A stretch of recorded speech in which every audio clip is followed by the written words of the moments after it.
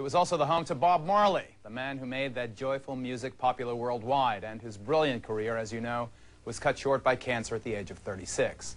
The singer's wife and family are now embroiled in a fierce dispute over Marley's estate, which may be worth as much as $35 million. Our correspondent Krista Bradford found that the potential heirs are fighting with bankers, lawyers, and one of the world's largest corporations. Thanks, Geraldo.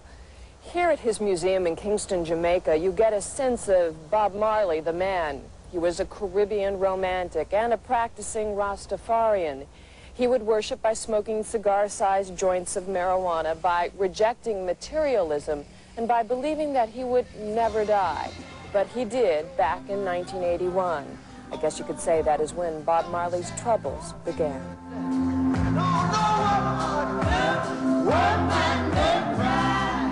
Before he died at the young age of 36, Bob Marley had taken reggae to the people. He transformed the music from a novelty sound to a legitimate music genre, and its popularity continues to grow around the world. Marley put reggae music on the charts and gave Jamaica a national hero. His hypnotic island sound, the beat of calypso, the lyrics of political and social change. But Marley was determined to leave the world more than just music.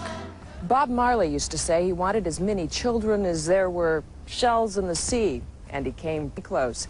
He fathered 4 children with his wife Rita, and at least another 7 children with his many mistresses. Marley's wife Rita watched the singer grow from the poverty of Kingston's Trenchtown ghetto to international superstardom. Now, 10 years after his death, she is locked in a legal battle for his estate. She is fighting bankers who are the court-appointed administrators and a multinational corporation. So what started this reggae soap opera?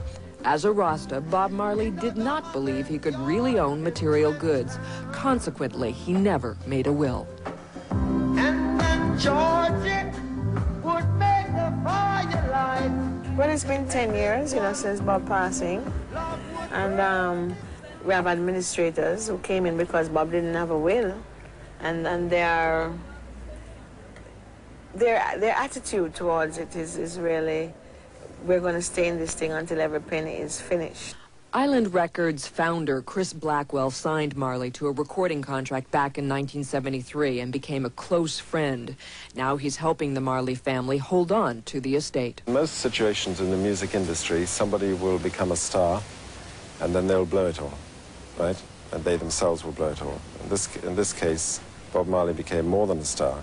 He really built the beginning of a dynasty, and his heirs are not getting the opportunity really to build on that and let it grow. It is an estate that continues to grow as Marley's music becomes even more popular after his death.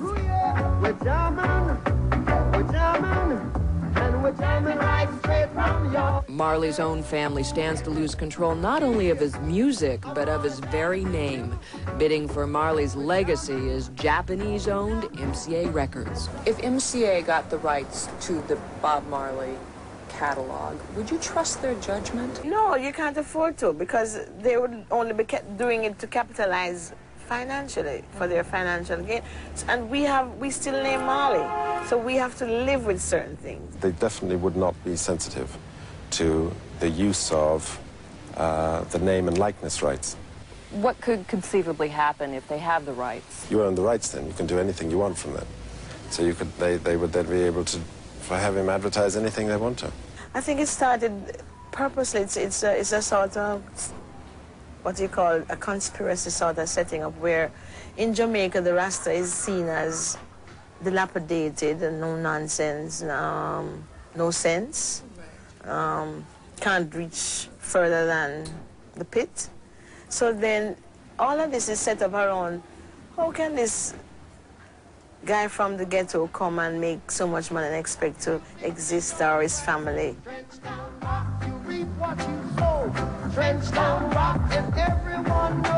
As his family continues to fight for his musical legacy, the only ones who continue to profit from Bob Marley's songs of love and peace are the bankers and the lawyers. Stand up for your right one more time. Get up, stand up. Don't give up the fight. Don't give up the fight.